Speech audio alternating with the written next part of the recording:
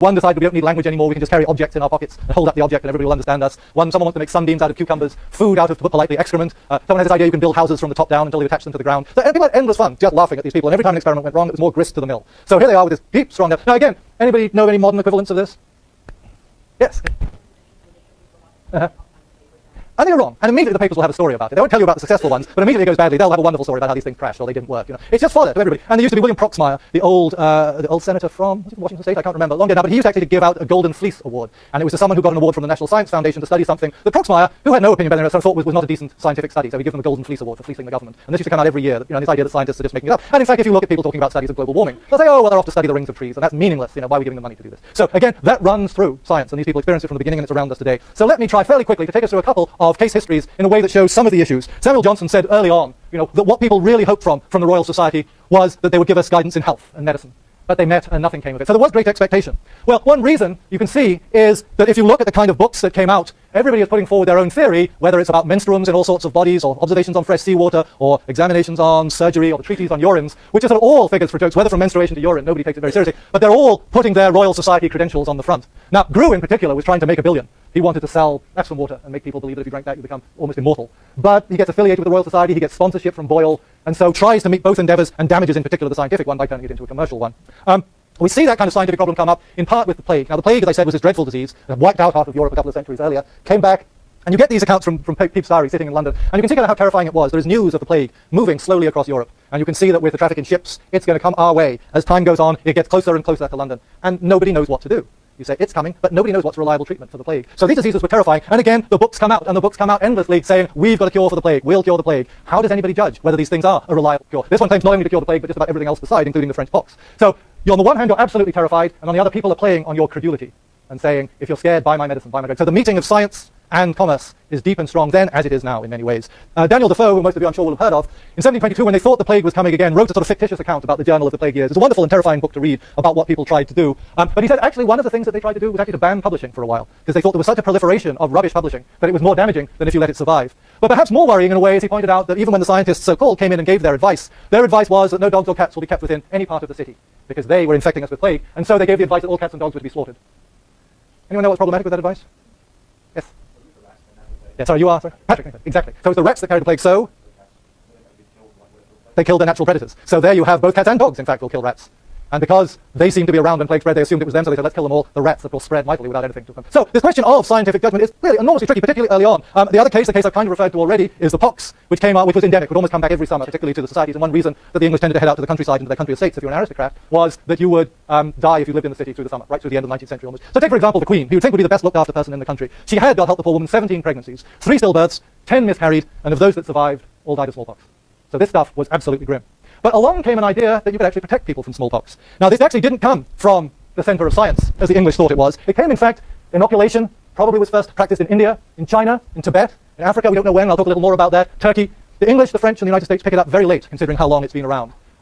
One reason it's very late is that if inoculation is now that unpleasant scene when somebody comes at you with a needle and jabs it in your arm, which is weird enough, but what they actually used to do, cover your ears if you're squeamish or likely to faint, was that they would open a vein, and they would take a thread of hair, and they would go to someone who had the pox, and they would open one of the horrid plague marks on the body and run through the pus, this thread, and then bring it back to the healthy person and put it inside the cut and strap it down.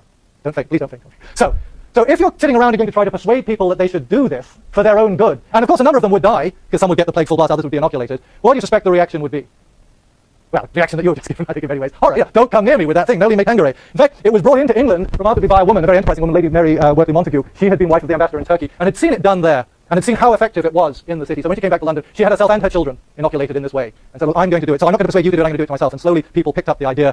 It spread around the same time to France, and it spread to the States, as I'll say in a moment. Now, you've got to admit that that takes a lot of courage. And of course, although he was having fun, more about the skeptics, you have Voltaire saying, it's whispered in Christian Europe that the English are mad. They give their children smallpox to prevent their getting it, and maniacs, because they cheerfully communicate to their children certain terrible illness. So, now, Voltaire actually was on the side of inoculation, but was making fun of the people who attacked it. But you can see how that attack, yeah, you're mad. To stick that, to cut open this horrible boil, put the pus in your own arm, put it in your children's arms, you're crazy. So science was up against some really tough thing. It's actually intriguing how it came to the States. This odd guy, who've probably heard of Cotton Mather, he sees the plague coming to Boston, and he actually talks to his servant slave, who comes from Africa. And the guy says, oh yeah, we know that, we've dealt with it for years in Africa, I'll tell you how. And so, Mather has himself inoculated and started to advertise that inoculation is a good idea.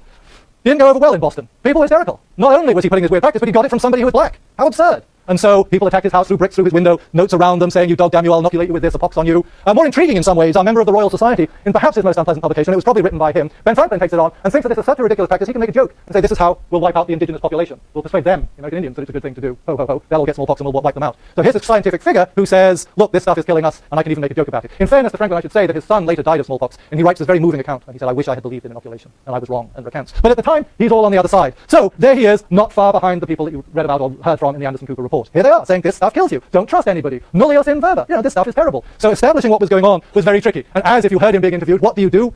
Well, you throw doubt on the credentials of the enemy. So he says to Anderson Cooper, these are false allegations. The guy who's making them is a hitman. He's been brought in. They brought him in. He won't say who they is, but it's some mysterious thing. And so what do? You and I, who are not experts in MMR, are trying to judge the scientific value. But what we end up doing is having to listen to these various people. So what does that do for the Royal Society's motto? Nullius in verba is what got them going. But what hope do we have? Are we going to go out and do experiments in MMR vaccine?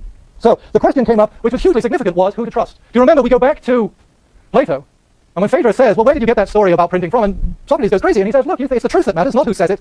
It's who says it that matters." That's the problem. So if you think you're in Boston, and you're trying to judge whether the plague is coming, and you're like Pepys, you can see it week by week coming closer, and you're trying to judge, well, should I do something about it and have an inoculation for me and my kids or not? Well, you've got a guy called Cotton Mather who's slightly bonkers and who wrote a book called The Wonders of the Invisible World on one side, and on the other side, you've got the future fellow of the Royal Society, Ben Franklin. If you believe Ben Franklin, you'll probably die. If you believe Cotton Mather, there's a good chance you'll survive. So it's very tricky, and of course one thing that was tricky was what evidence did they have? Because what you have to do is not simply say, well, if I got inoculated and I survived, therefore it's good. Because you can say the reverse, well, they got inoculated and they died. So the pressure starts to come now. Experiment isn't simply just doing it one time off. You start to have all these complex things like, how do we gather the data? What proportion of people have to survive and die for this to be a successful experiment? All those problems are running through their heads with very real consequences back then. So you start to get accounts of being kept, more and more, of how many people have died in each parish. And that's what Pepys is carrying on. And two fellows of the Royal Society, one, this guy William Petty, is one. He's a remarkable man. Many modern economic ideas come from him. But he starts to look into what he calls political arithmetic and start to take counts of population and work out proportions of population. Because at that time, nobody even knew what the population of the country was. And France and England were at war over many things, and one of them over which was the larger country. And France was way larger, but nobody knew. Nobody had reliable figures. So even to get the most reliable data was enormously difficult, and one thing that the Royal Society did. Along with him comes this other figure. Some people actually think that some of the results that Petty published were produced by John Graunt. But Petty had to publish them. Anybody remember from their reading of Sprat? He said charitably. Anything about this guy, John Graunt? Well, what was intriguing about him was that he was kind of not working class, but mercantile class. Whereas people like Boyle were aristocrats and most were gentlemen, he was kind of plebeian. And so people kind of made condescending remarks about him and would let him in, but they weren't really sure, whether you trusted someone like that. So the big issue that comes up is matters of trust. Can you trust books? Well, that question is problematic. Can you trust these machines? And can you trust people? Well, let me, because time is running on, just get to the question of who to trust. Well, there's Hooke. But Hooke, well, he's trying to make money out of his machine, so do we trust him? There's Graunt, well, he's a shopkeeper, so why should we trust him? But here's this guy, Petty, we can trust him, he's a reliable scientist, so his figures are good. So Petty had one problem in the world, and that is that at one point, he had decided to do an experiment on corpses. And he had the corpse of this young woman who'd been hanged, taken down from the gallows, and he wanted to look at what bodies looked like after death, so he took out his knife and cut into her, and she sat up, said, "Stop that!" And she hadn't actually died. Well, Petty got her back again and got her out on the street, and everybody said, "It's a miracle! Petty has brought her back to life." So the only reason people agreed with Petty was not because he was a great scientist, but because people thought he was a miracle worker. So how, again, you know who to trust in science? Well, as Stephen Shapin has argued, and I think it's an important argument, and you see this run through Sprat's argument, that in fact, one of the most significant things for belief was being, as Robert Boyle is, an English gentleman, noblissimi Angli. And so your social status, which the Royal Society began by trying to obliterate and say your status doesn't matter, became more and more important to saying whether people would believe you. Equally, just as they tried to say we don't need the universities anymore, if we look at the progressions of the philosophical transactions, the first one just has all these titles. Come to them 20 years later, you not only get the title of the article, you get the name of the person writing it, so the first credential, and the second thing you start to get is all their credentials, all over again. So having gone into this great open society, you start to get more and more closed as people start to say you have to have some kind of institutional recognition. So books more and more say, as we saw before, what's your status? So this, in fact, is a deep philosophical question about information, our very subject. It's one that actually goes back to Socrates, obviously, when he's not talking about truth. He has this interesting encounter when someone comes to him talking about medicine and says, well, let me give a quick recap of how you might say it. Put it this way, if you go to a doctor, how do you know his advice is any good, or her advice? And the argument that Socrates sort of makes is the only way you can tell if their advice is any good is if you were a doctor yourself, because you're the only person fit to judge their knowledge. But if you're a doctor yourself, you don't need to go to a doctor. So you get caught in this dilemma. If you go to a doctor, you can't know whether to trust them. And if you know whether to trust them, you don't need to go to a doctor. Which, early on in the semester and later in the class, brings me to this very important question. Because I've seen you now for many days sitting down there, and most of you were not working on Facebook taking notes. Why have you believed a word I've been telling you? Yeah. Noblissimi Angli, as they said about Boyle. Eo noblissimi Angli. Right, but I've been giving you dates, I've been giving you names, I've been telling you about this weird country on the other side of the Atlantic, and most of you, some people have some inbuilt skepticism, but others have been just writing down 1661. Could be nonsense. Well, why do you suspect it's not nonsense? Is it just because I have a nice accent? I actually come from Peoria, but I thought nobody would apply me if I had an Illinois accent, so I went for years to elocution lessons, so it sounds as if I did. Can you trust me? That's the important point. So why? Oh, Jeff, you know. Yes. Exactly. I'm here on campus, and I'm on the campus list, and the university stands behind me, and all that whole institutional structure, which is kind of invisible, but that's in many ways, for all the things I've probably been wrong in what I've said, gives me some credibility. Whereas if you went down, sat in the cafe across the road, and someone sat up and started saying, well, in 1661, you might have your doubts. So, does that bear on us? Well, we begin with the Royal Society saying, you don't need institutions anymore. Don't trust anybody's word, do it for yourself. But as science develops and gets complicated and starts to ask to do weird things to your body or to mess with your minds at 9:30 in the morning twice a week, you start to say, that guy better have some credentials, and there better be some institutions there. And it's no longer nullius in verba, it's now everything in his word and the institution behind him. I'm not going to go into my Sarah Palin joke because we're running out of time, but you should know that this is not a linear progression. So you get this idea, we'll move to openness, and then gradually it becomes closed, and credentials and status and institutions count. In the 19th century, in most American states, there were movements, usually successful, to disband American medical societies and to say you don't need credentials to be a doctor anymore. And the last one, I think, was in the 1850s was Connecticut, but by then, half the states in the Union by then had said, we're going to outlaw medical credentials. Well, by the end of the century, they'd come back in again. So information, in part, is what drives these cycles. We want it to be free, but when it's free, it becomes deeply problematic. So we bring it back inside these large institutions, at which point it becomes problematic because institutions can be corrupt. So we get a case at Wall Street, and we say, let's break down the institutions and go out again. We go from open to closed. Okay, and indeed, just to mention, there was a large talk, well-received talk given in the iSchool this week about, can you trust all the results that people say come out of computer calculations in science? So much of science is done in computers. Do we trust these anymore? So these questions of trust that go back to 1660 are still with us very much today. Looking ahead. So, for Tuesday, we're going to go into this world again, as I said, to this world of the public sphere, the world in which everybody's opinion is thought to be equal, the world that tried to break down the old institutions. And Jeff has given an assignment looking at the piece by Robert Darnton, who talks about how news and information traveled around Paris in the 18th century. And he wants you to read that, and then think about how you got news or information about Cal's budget crisis. So something that really affects us. So he says, you can read all, but look at all the different sources, look at the way that Darnton talks about it, and see if you can work out what are the equivalents to what was going on in the 18th century in your lives, and discuss them in relation to Darnton's article. Okay? So here again, many of the things we've been talking about today. What's a reliable observation? What's its source? How did it come packaged? Why did we trust it? Why didn't we? Okay, thanks very much.